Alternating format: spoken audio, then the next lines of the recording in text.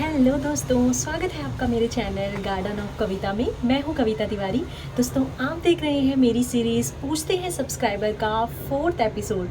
और मेरे जितने भी न्यू सब्सक्राइबर्स हैं उनको मैं बता देती हूँ, मेरी सीरीज़ में आप सबके सवाल होते हैं प्लांट से रिलेटेड, मेरे DIY से रिलेटेड, मेरी नर्सरी से रिलेटेड कोई भी क्वेश्चंस हो आप पूछ सकते हैं मुझसे। मैं उनका आंसर्स हर अपनी सीरीज़ के एपिसोड में देने की कोशिश करूँगी। तो दोस्तों, टाइम ना वेस्ट करते हुए हम सीरीज़ की स्टार्टिंग करते हैं। मेरे फर्स्ट व्यूवर का सवाल है अबूब करसाना जी का।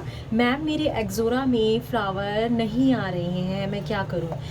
अबूब जी, आप अपने एक्ज़ोरा की, मैंने अभी जो मेरा लास्ट एपिसोड था मैंने उसमें भी एक्ज़ोरा के बारे में बहुत अच्छे से बताया था। आप मेरी सबसे पहले लास्ट वीडियो देखिए अच्छे से, उसमें मैंने एक्ज़ोरा के लिए फुल डिटेल दी थी। मैं आपको 2-3 चीज़ें और बता देती हूँ उसमें। अगर आपके एक्ज़ोरा में फ्लावरिंग नहीं हो रही है, आप एक सबसे पहले मैंने आपको बताया था कि उसमें गुड़ाई कीजिए और उसमें थोड़ा सा आप वर्मी कंपोस्ट वगैरह डाल दीजिए। और उसमें आप 1-2 चीज़ें और ऐड कर सकते हैं। आप अगर ऑर्गेनिक वे में जाना चाहते हैं तो आप उसमें कॉफ़ी, 1 चम्मच कॉफ़ी को 1 लीटर पानी में डिज़ोल्व करके उसका पानी भी आप उसमें दे सकते हैं। और आप ऐसे ही चाय की जो लीव्स होती हैं, जो चाय की पत्ती होती है, उनको भी भिगो के आप उसमें उसको 2 दिन तक या 3 दिन तक उसका पानी भी आप उसमें दे सकते हैं। आपको उसके अच्छे रिज़ल्ट मिलेंगे। आप एक बार ट्राई कीजिए और मुझे फिर उसके बाद बताइए कि कैसा रिज़ल्ट निकला। नेक्स्ट है हिमांशु गोस्वामी जी का सवाल कि मैम, हम जिस एरिया में रहते हैं वहाँ की मिट्टी बहुत चिकनी है, तो हम क्या करें? हिमांशु जी, अगर आपकी वहाँ की मिट्टी चिकनी है तो आप उसमें सैंड का यूज़ कीजिए। सैंड, आप कहेंगे कि हमारे यहाँ तो समुंदर है नहीं तो हम सैंड कहाँ से लाएं? सैंड वो जो आपका जो कंस्ट्रक्शन के काम में यूज़ होती है, ग्रे कलर की, उसको आप यूज़ कर सकते हैं। मैं भी उसी को यूज़ करती हूँ। आप उसको अपने घर में मंगवा लीजिए। वो हर एक प्लांट में आपके यूज़ होगी।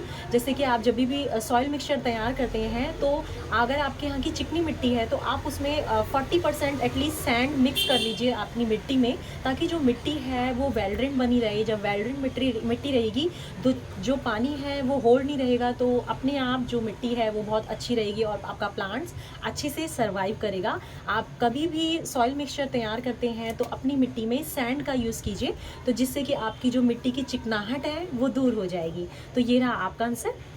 नेक्स्ट क्वेश्चन है उज़मा खान जी का। मैम, आपने ये वॉल ग्रास कहाँ से ली है? उज़मा जी, मैंने ये वॉल ग्रास एक तो मैंने नीचे मैट में बिछाई है, जो मैंने नीचे ज़मीन में बिछाई थी वो भी मैंने मार्केट से ही बाय की थी, और जो मैंने वॉल वाली है वो भी मैंने मार्केट से ही बाय किया। आप उसे ऑनलाइन भी परचेज़ कर सकते हैं, मैंने डिस्क्रिप्शन बॉक्स में उसका लिंक दे दूँगी। और वैसे ये नॉर्मली मार्केट वगैरह में मिल जाती है। मगर क्या होता है, जो वॉल वाली ग्रास होती है उसका जो होता है, जो उसका पतलापन होता है, तो थिकनेस होती है वो पतली होती है। और जो नीचे जो हम नॉर्मली जिसमें हम बैठते हैं वो वाली जो आर्टिफिशियल घास होती है वो थोड़ी मोटी होती है। क्योंकि वॉल में एकदम से मोटी घास इसलिए नहीं लगाते क्योंकि गिरने का खतरा होता है, और उसके बाद भी इसको लगाना बहुत इजी नहीं है। आप अपने आप से नहीं लगेगी, आपको वहीं से ही अपने जो लगाने वाले जो कारीगर होते हैं आप उन्हें ही बुलाना पड़ेगा।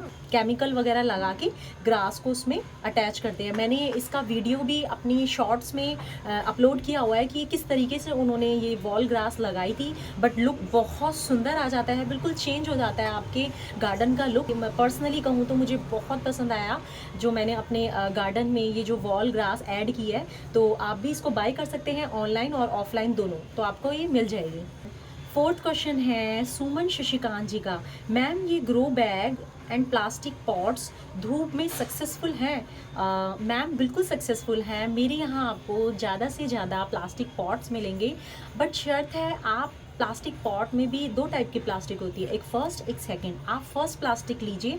सेकंड प्लास्टिक के पॉट होते हैं वो बहुत जल्दी क्रैक हो जाते हैं और वो बहुत ज़्यादा लॉन्ग लास्टिंग नहीं होते हैं। तो इसलिए आप जब भी प्लास्टिक के पॉट खरीदें, थोड़े से कॉस्टली होंगे, बट आप उनसे बोल के खरीदें कि मुझे फ्रेश प्लास्टिक का माल दीजिए, और मुझे उसको फर्स्ट प्लास्टिक भी कहते हैं। तो आप वो चीज़ें, अगर आप इस टाइप के पॉट खरीदेंगे तो आपके पॉट हमेशा सक्सेसफुल रहेंगे। आपने शायद मेरा सुख शांति का पॉट देखा होगा, आज से 4 साल पुराना है और अभी भी उस पॉट में वही वाली बात है जो 4 साल पहले थी। तो मैं बिल्कुल नहीं कहूँगी कि प्लास्टिक के पॉट धूप में सक्सेसफुल नहीं रहते हैं। तो प्लास्टिक के पॉट अच्छे से सर्वाइव करते हैं। अगर आपको बहुत ज़्यादा लगता है तो आप उनमें पेंट वगैरह कर दे तो वो उनकी जो लाइफ है वो और ज़्यादा बढ़ जाती है। हाँ, और एक ग्रो बैग का सवाल भी आपने पूछा हुआ है। मैंने अभी शॉर्ट वीडियो डाली थी टमाटो की, उसमें मैंने अपने ग्रो बैग यूज़ करे हैं। तो मुझे मैंने काफ़ी ज़्यादा सर्च किया था गूगल वगैरह पे, तो मैंने अभी पहले तो कभी यूज़ नहीं किया, बट मैंने अभी इस्तेमाल करा है और मैंने इसके रिज़ल्ट्स भी देखे थे। तो नॉर्मली ये 4-5 साल इजीली चल जाता है। तो आप वेजिटेबल्स वगैरह के लिए ग्रो बैग इस्तेमाल कीजिए, काफ़ी अच्छा है इसका रिज़ल्ट। अब मैंने अपने टमाटर वगैरह ग्रो करे हैं ग्रो बैग्स में, तो उसकी वीडियो मैं अपलोड करूँगी। आप उसका रिज़ल्ट देखना कि जो मैंने ग्रो बैग में अपने टमाटर के प्लांट लगाए हैं और जो मैंने नॉर्मल प्लास्टिक पॉट में प्लांट लगाए हैं, उनकी जो लेंथ है और नॉर्मल जो प्लास्टिक पॉट की लेंथ है, बिल्कुल फ़र्क पड़ता है। तो ग्रो बैग में बेस्ट है वेजिटेबल्स उगाना। आप grow bag and plastic pot दोनों यूज़ कर सकते हैं। मेरा नेक्स्ट क्वेश्चन है मेरे सभी व्यूवर्स का, ये रैंडमली क्वेश्चन है कि आप मैम आप कहाँ रहती हैं। मेरे सभी व्यूवर्स के लिए आंसर है कि मैं दिल्ली में रहती हूँ और बेसिकली मैं जो बिलोंग करती हूँ वो उत्तराखंड से बिलोंग करती हूँ।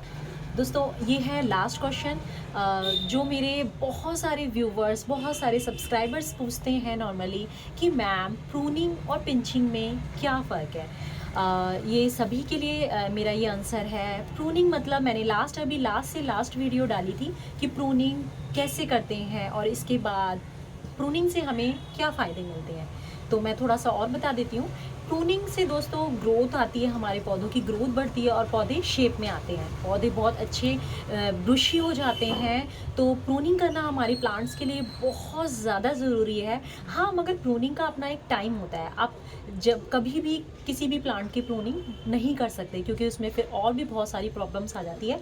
तो ये ध्यान में रखते हुए कि किस प्लांट को कब प्रूनिंग की नीड है, आप तब कीजिए। मैंने उस वीडियो में ये भी बताया कि प्रूनिंग के बाद क्या करना चाहिए। प्रूनिंग में के बाद जो कटे हुए हिस्से होते हैं, आप फंगिसाइड, और अगर आप केमिकल वे में जाते हैं तो आप फंगिसाइड वगैरह लगा दिए, जो मैं साफ़ यूज़ करती हूँ।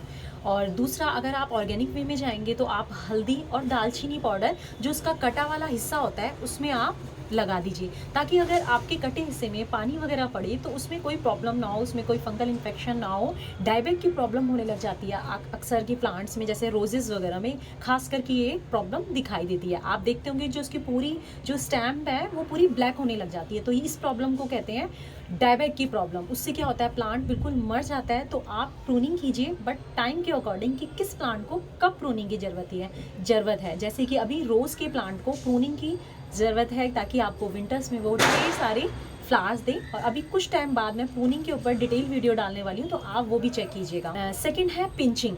पिंचिंग दोस्तों क्या होती है, पिंचिंग क्या होती है, जब हमें किसी प्लांट को बुशी करना होता है। जैसे हमें किसी भी प्लांट को बहुत ज़्यादा अच्छा सा, मतलब उसकी जो लेंथ है वो ऐसे ही रहे, शॉर्ट में रहे, बस हमें उसकी बुशी करना होता है, तो उसको कहते हैं पिंचिंग।